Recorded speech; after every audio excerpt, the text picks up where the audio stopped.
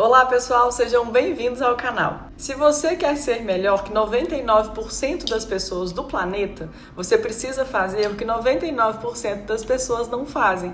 E essa frase pode até parecer um clichêzão, né? Coisa de fundo de caminhão, mensagem de bom dia dessas que viralizam, mas por incrível que pareça, essa ideia faz sentido do ponto de vista estatístico. Ao contrário do que você pensa, ser melhor que 99% das pessoas do mundo não é tão difícil assim. O problema é que quem complica é você mesmo. Muita gente vem de soluções extremamente complexas e elaboradas para esse objetivo, quando na verdade estar acima da maioria requer apenas alguns passos simples que poucas pessoas fazem. Então nesse vídeo eu vou te mostrar exatamente o que você precisa fazer para estar nesse seleto grupo com base em neurociência e psicologia comportamental. E uma vez que você se engaje nesse processo, a sua evolução vai acontecer naturalmente, desde que você aprenda a perceber essa evolução e a se manter motivado pelo processo e não apenas pelo resultado. Guardem isso que eu vou explicar melhor. Esse é um ponto fundamental. Muitas pessoas entram na academia tentando alcançar um corpo específico e se desmotivam porque depois de 2 dias só sentem a dor e não vê o braço igual ao do atleta lá que você admira. Outras começam uma dieta acreditando que em 5 ou 6 dias já vão atingir um corpo que desejam. E é claro que elas não conseguem sustentar. E há também quem mergulhe nos estudos com tanta intensidade que logo não aguenta manter o ritmo.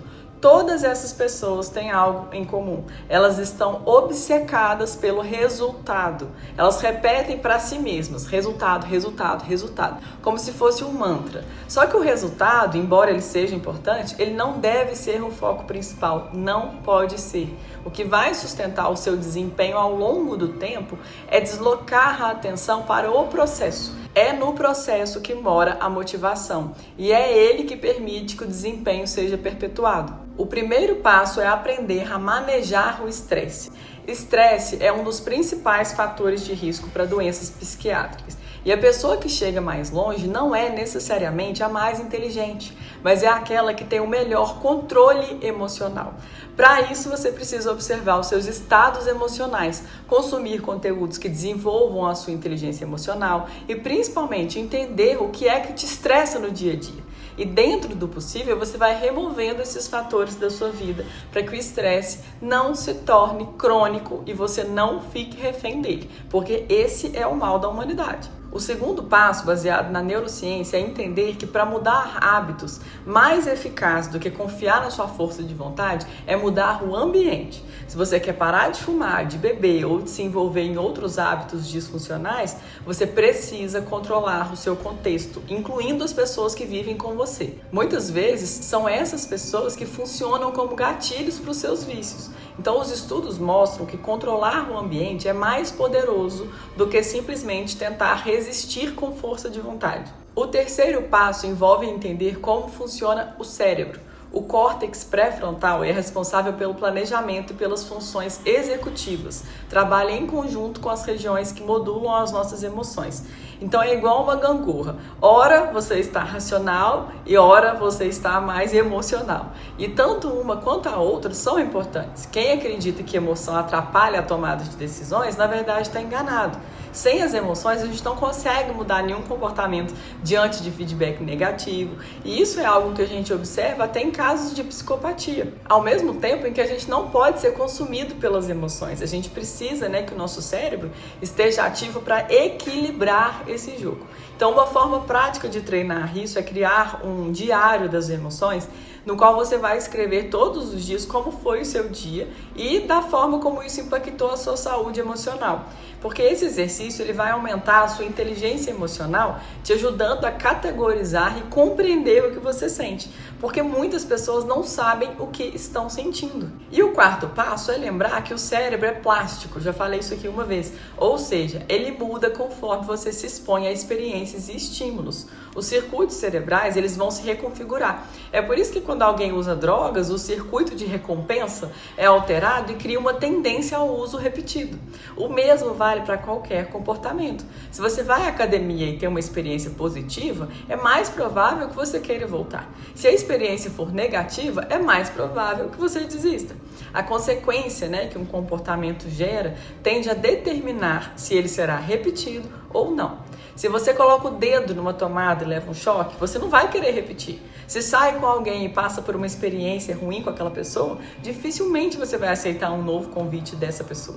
Então, por isso, é importante você garantir que as experiências que você vive estejam alinhadas com os comportamentos que você deseja perpetuar. Não adianta você querer uma coisa e ir para o outro caminho. E o quinto ponto é entender que a gente não evolui para ser altruísta ou egoísta, mas para responder ao contexto em que a gente está inserido. O ambiente tem o poder de despertar tanto o nosso lado bom quanto o nosso lado ruim. Se você convive num ambiente tóxico com pessoas que te puxam para baixo, é provável que você vai desenvolver um comportamento igualmente negativo. E aí você vai passar a acreditar que é uma pessoa ruim, só que na verdade você está no ambiente errado. Você está se moldando para aquilo. Por isso, cuide do seu contexto e conviva, na medida do possível, com pessoas que despertam o seu melhor. O sexto passo é cuidar do sono. A sua produtividade cai drasticamente se você não dorme bem. A falta de sono te deixa menos produtivo, mais impulsivo e mais propenso a comportamentos prejudiciais. Dormir bem significa, vamos dar um exemplo, de 7 a 9 horas por noite para adultos, e jovens adultos, com sono de qualidade, ou seja, sem acordar demais. E isso é essencial, porque quimicamente o cérebro precisa desse descanso para funcionar bem.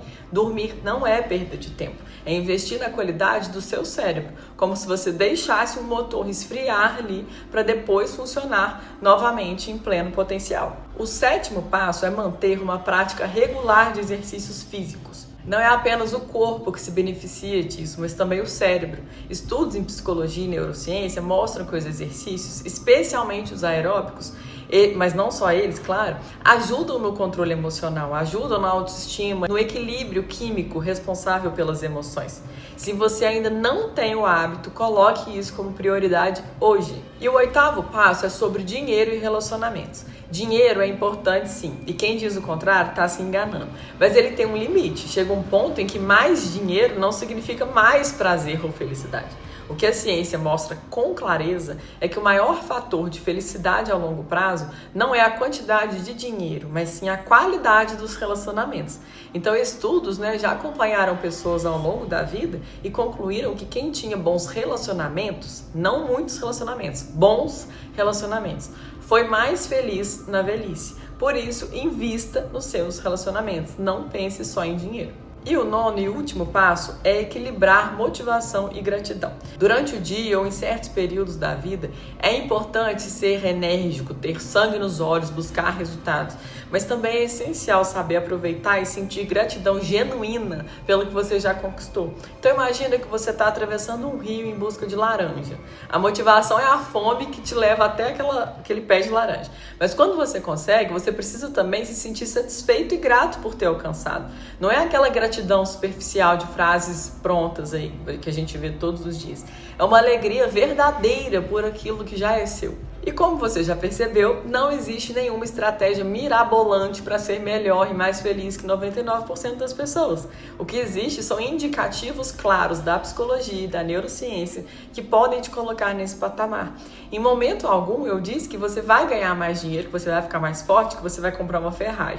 O que eu estou dizendo é que estar acima da maioria não é só sobre conquistas materiais, mas sobre ter saúde mental para desempenhar bem as tarefas que dão sentido à sua vida.